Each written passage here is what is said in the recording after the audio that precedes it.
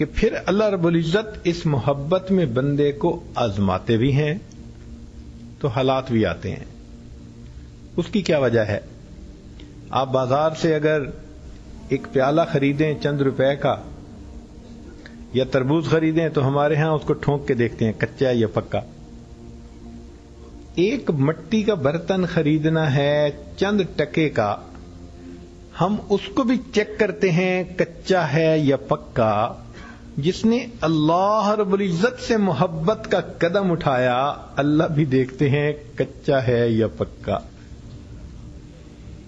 کبھی بیماری بھیج دی، کبھی گھر کی پریشانی بھیج دی، کبھی کوئی اور پریشانی بھیج دی. اذا احب اللہ عبدا ابتلاہ، پھر اللہ تعالیٰ اس پر آزمائش بھیجتے ضرور ہیں، مگر یہ آزمائش اس کو برباد کرنے کے لیے نہیں ہوتی، یہ اس کو قبول کرنے کے لیے ہوتی ہے. میرے گھر کے راستے میں کوئی کہکشاں نہیں ہے، میرے گھر کے راستے میں کوئی کہکشاں نہیں ہے، انہی پتھروں پہ چل کے اگر آ سکو تو آؤ.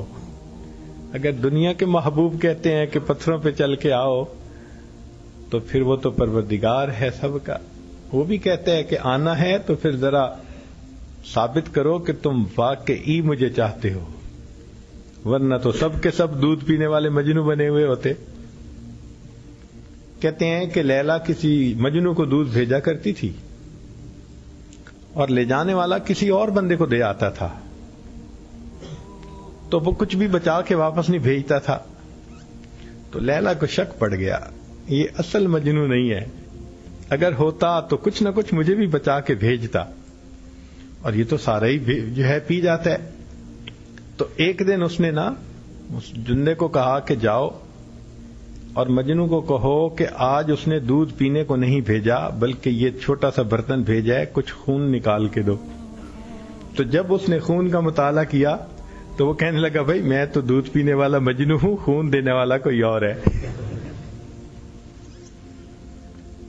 تو پہچان ہو جاتی ہے کہ اصل کون ہے، نقل کون ہے. اللہ رب العزت اسی طرح پہچان فرماتے ہیں کہ یہ میرے دودھ پینے والے مجنو ہیں یا سارے کے سارے ان میں سے کوئی خون دینے والا مجنو بھی ہے.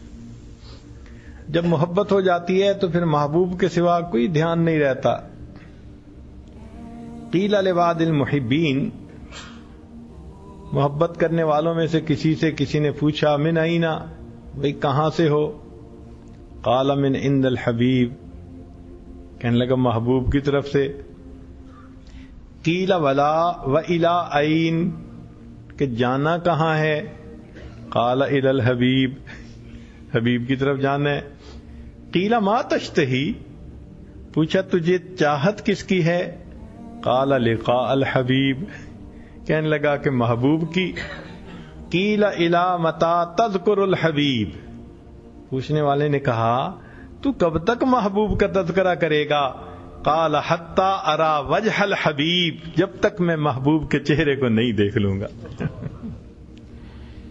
اللہ اکبر کبیرہ. یہ اللہ رب العزت کی محبت عجیب ہوتی ہے.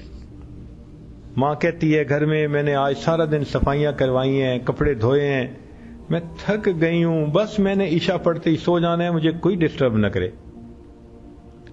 اور اگر عشاء کے بعد اچانک دوسرے شہر سے اس کا جوان بیٹا آ جائے گھر میں تو ماشاءاللہ اس کو کھانا کھلا رہی ہے، بیٹھی ہے، باتیں کر رہی ہے. امی اب آپ کے اوپر نیند کے آثار بھی نہیں. کہے گی بیٹی تیرے بھائی کی وجہ سے میری نیند ہی ختم ہو گئی. تو جیسے محبت کی وجہ سے ماں کی نیند ختم ہو جاتی ہے، وہ فریش ہو جاتی ہے، ایسے ہی اللہ والے جب مصلی پہ آتے ہیں تو ان کی نیندیں بھی ختم، وہ فریش ہو جایا کرتے.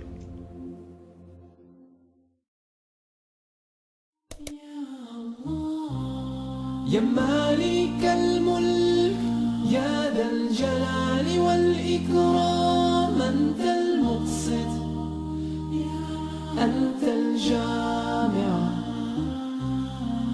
انت الغنی انت الغنی انت المغنی انت المانع انت الضار.